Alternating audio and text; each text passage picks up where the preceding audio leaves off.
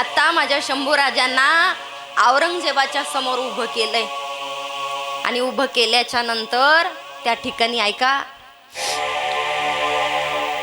औरंगजेबानं समोर यावं आणि समोर आल्याच्या नंतर माझ्या शंभू राजांकडे बघावं आणि हसावं कि उरे शंभू, आगरा में मुझे मिला था तो मैंने तुझे कहा था कि उरे शंभू तुझे मेरा डर नहीं लगता, तो तूने मुझे कहा था हमें किसी का डर नहीं लगता, हमारे वजह से सबको डर लगता है।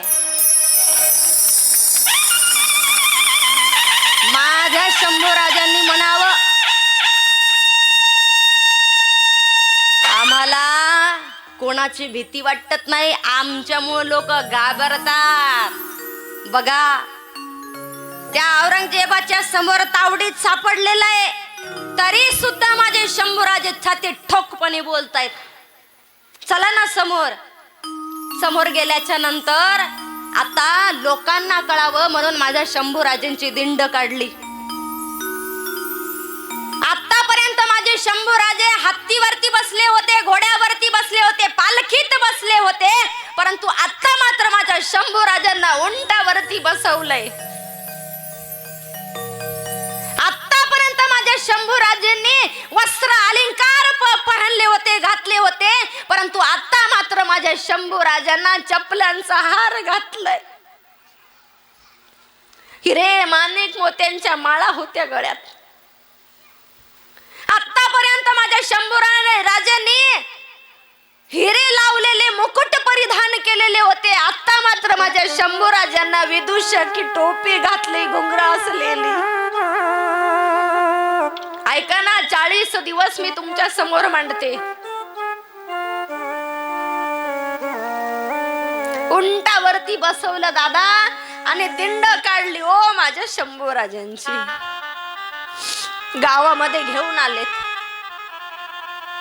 गावामध्ये घेऊन आल्याच्या नंतर आतापर्यंत माझे शंभूराजे आले की त्यांचं फुलांमध्ये स्वागत व्हायचं, परंतु आता मात्र माझ्या शंभूराजांच्या समोर तुताऱ्या वाजवायला सुरुवात केली, ढोलक वाजवायला सुरुवात केली, ढोलकी वाजवायला सुरुवात केली।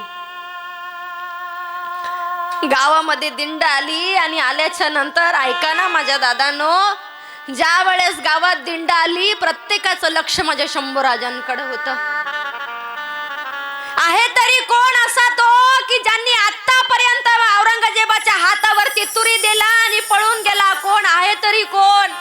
कोणी यायचं, कोणी यायचं, कोणी दरवाजावरती जायचं, कोणी झाडावरती जायचं, कोणी घरावरती जायचं, खिडकीतून बघायचं। अरे कोण आहे तरी कोण ज्याने या औरंगजेबाच्या हातावरती तुरी दिला बघण्यासाठी येत होते?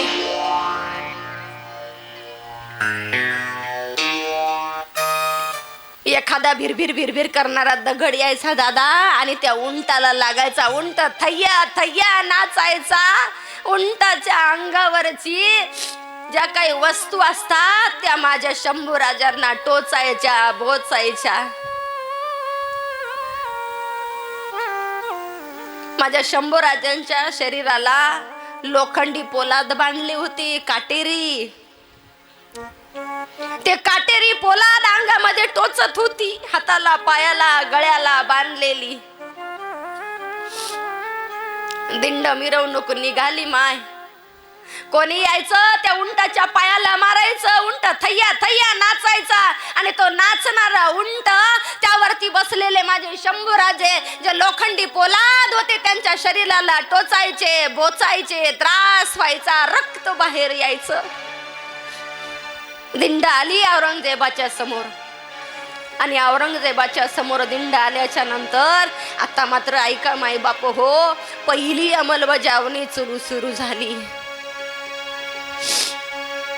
औरंगजेबानं समोर जावं आणि समोर गेल्याच्या नंतर बोलावं की उरे शंभू, तेरे यहाँ हमारे कौन कौन से सरदार शामिल है बता, कौन कौन से सरदार हमारे तुम्हारे इसमें शामिल है बता।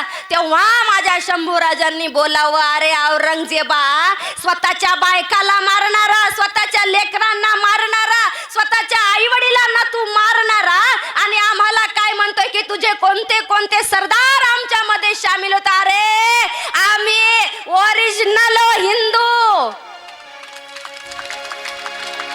आम्ही दुसऱ्याच्या अन्नावरती जगणारे नाही, आम्ही आमच्या स्वतःच्या कष्टावरती जगणारे आहोत.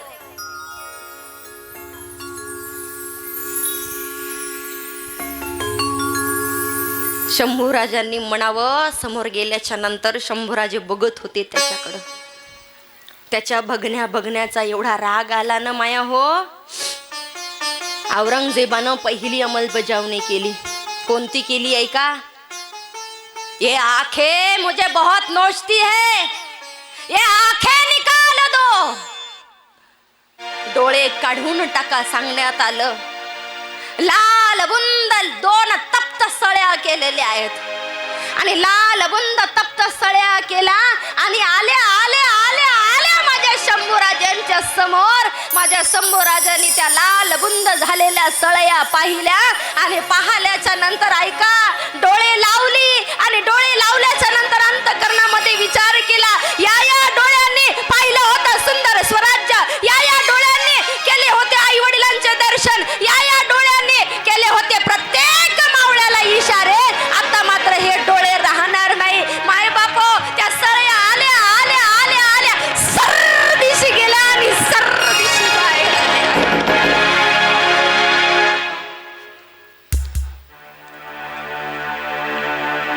आता डोळी राहिली नव्हती, राहिली होत्या त्या फक्त खोपण्या. आपल्याला स्वयंपाक करताना थोडस पोळालं माय, आपण त्याचा भाऊ करतो, त्याचा बाबा करतो. परंतु माझ्या शंभूराजेंनी तुमच्यासाठी माझ्यासाठी या धर्मासाठी डोळे दिले. डोळे इतक्यावर नाही थांबलं. ज्या वेळेस डोळे काढले ना माझ्या शंभूराजेंचे, त्यावेळेस माझे शंभूराजे शिव्या देत होते. अरे औरंगजेबा तुझ्यात ताकद असेल तर सोड. अरे तू एका मायपासून जन्माला आला असेल तर मला सोड. मी आजही डोळे नसताना तुझा सामोरा करतो. परंतु ऐकायला तयार नाही. ये जीभ बहुत बोलती है, निकाल दो इन जीभ को.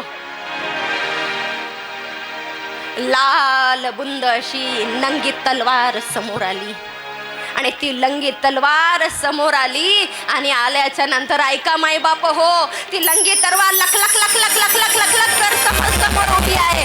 त्या ठिकाणी आता मात्र माझ्या शंभूराजांची जीभ जाणार म्हणून माझ्या शंभूराजांनी तोंड मिटवून घेतलं. उघडत नाही. आता एकाने यावं माझ्या शंभूराजांच्या डोक्यावरती वार करावा, दुसऱ्यांनी यावं काना दाबावी, तिसऱ्यांनी यावे तोंड उघडण्याचा प्रयत्न करा.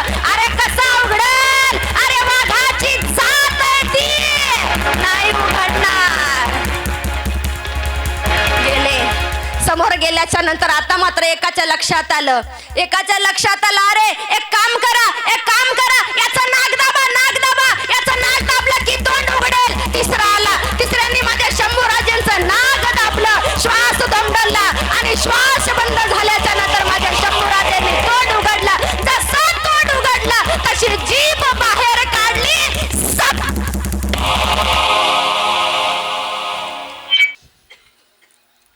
जीभ राहिली नव्हती. जीभ अशी खाली पडली होती. दादा ती अशी वळवळ वळवळ करत होती. ती जीभ म्हणत होती. या जिभेनं म्हटले जगदंब जगदंबचे बोल. या जिभेने आवाज दिला आपल्या मावळ्यांना. या जिभेने आऊसाहेब आबासाहेब आवाज दिलाय. आणि आता मात्र ती जीभ राहिली नव्हती, जमिनीवरती पडली होती. रक्ताबंबाळ तोंड झालं होतं. डोळे राहिले नाही, जीभ राहिली नाही. परंतु अजूनही माझे शंभूराजी वाकायला तयार नाही, झुकायला तयार नाही, नमायला तयार नाही. अरे वाकणार कसा. नाही वाकणार तो. वाघाच्या जबड्यात घालून हात मोजाती जा दात ही अवकात आमच्या शंभूराजांची आहे. कसा झुकेल, कसा नमेल, कसा वाकेल. नाही वाकणार. हे माझे शंभूराजे ऐका ना. एक एक एक एक एक एक करत तब्बल 40 दिवस माझ्या शंभूराजांना त्रास दिलाय.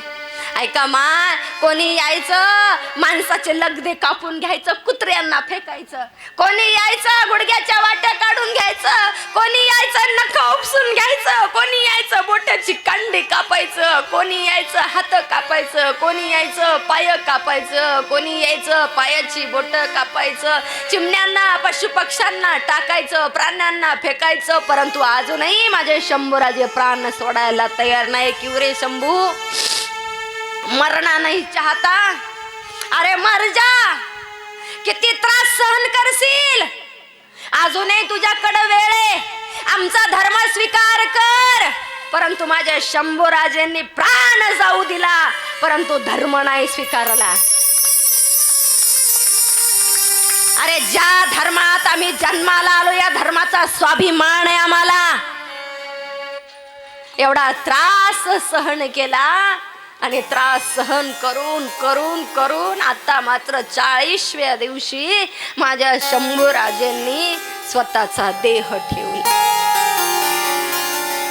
मस्तक धडा वेगळं झालेले, माझे शंभूराजे जमिनीवरती पडलेले, देह पडलाय. आणि ऐका, ते मस्तक लक्ष देऊन ऐका, ते मस्तक एका भात्याला लटकवलंय आणि भात्याला लटकवून ते मस्तक इंद्रायणी मध्ये आणलं.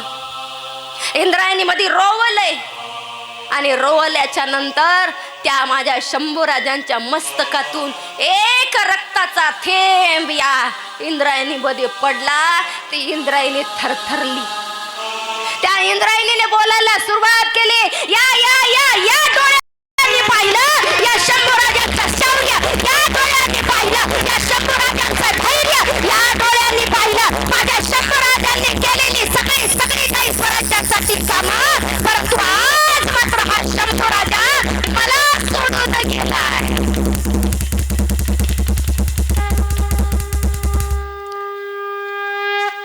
ती इंद्रायणी सुद्धा थरथरत होती. असे माझे शंभूराजे आहेत.